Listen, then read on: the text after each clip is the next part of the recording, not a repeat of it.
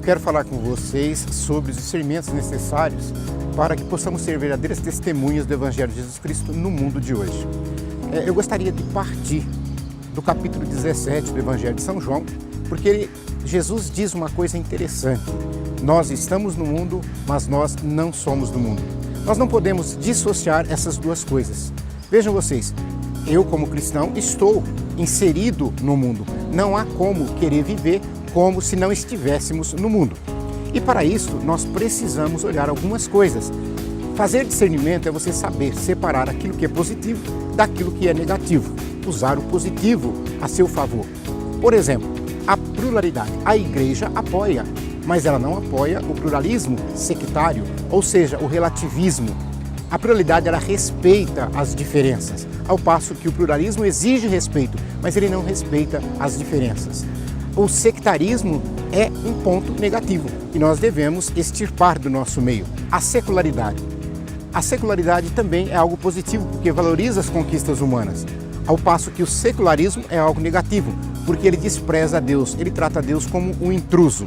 Nós também devemos valorizar a necessidade que nós temos de usar os eletrônicos, mas nós não podemos nos tornar escravos dos eletrônicos. As mídias sociais é algo interessante, mas a comunicação virtual ela não pode de forma alguma substituir o relacionamento que nós devemos ter com as pessoas. O consumo dos bens necessários. É claro que nós devemos comprar aquilo que nós precisamos. O que nós não podemos é entrar num consumismo desenfreado. Assim também como o uso do dinheiro. É preciso ter dinheiro para comprar as coisas, mas nós não podemos jamais idolatrar o dinheiro. Outra coisa interessante a destacarmos é a questão que as tentações que nós sofremos na missão. Em primeiro lugar, a ideologização da mensagem do Evangelho. O que significa isto? Significa você fazer uma interpretação do Evangelho fora daquilo que o magistério da igreja prevê, fora da Bíblia. Isto para entender, às vezes, interesses pessoais ou interesses de pequenos grupos. Também nós não podemos fazer uma leitura do Evangelho puramente social. Isto é uma leitura socializante do Evangelho. Também devemos tomar cuidado, com a questão sentimental. É quando você faz do encontro pessoal com Cristo algo como se fosse a busca do autoconhecimento. Isto é muito perigoso. Nós temos a proposta gnóstica, um perigo dentro da igreja. O que significa proposta gnóstica? É quando você tem aqueles grupos que se julgam superiores, que se julgam mais espiritualizados, ou seja, tem uma espiritualidade melhor e maior do que a dos outros. Nós temos a proposta pelagiana, que é aquela proposta onde você despreza Deus, onde o homem pode resolver os seus problemas sem a necessidade de Deus.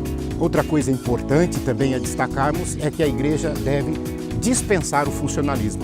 O Papa Francisco tem destacado bastante que a igreja não é uma ONG. Nós não podemos colocar a burocracia mais importante do que aquilo que é transcendental. Nós não podemos, por exemplo, achar que a reunião seja mais importante do que a missão. Valorizar mais a reunião do que a missão. Isso significa justamente o funcionalismo. Por fim, também vale destacar a questão do clericalismo. O que significa isso? É quando tudo fica na mão do padre, ou talvez de uma ou duas pessoas de sua confiança, e eles passam a dominar todos os demais. Isso também é um ponto negativo e é uma tentação que nós encontramos na nossa missão. Vale destacar que a igreja ela não é uma ilha de perfeitos. A igreja é uma comunidade de discípulos missionários de Jesus Cristo. Jean Vanier, ele dizia uma coisa interessantíssima. Ele dizia que os operários vão para a fábrica para trabalhar e produzir. Os soldados vão para o quartel para treinar para a guerra. Nós, cristãos, unimos em comunidade para amar e para servir Jesus Cristo. A igreja, ela faz parte da história, ela está na história. Nós não podemos viver à margem da história. E como parte desta história, nós devemos viver a proposta amorosa de Jesus Cristo, olhando como serviço, e Ele mesmo deu exemplo na última ceia.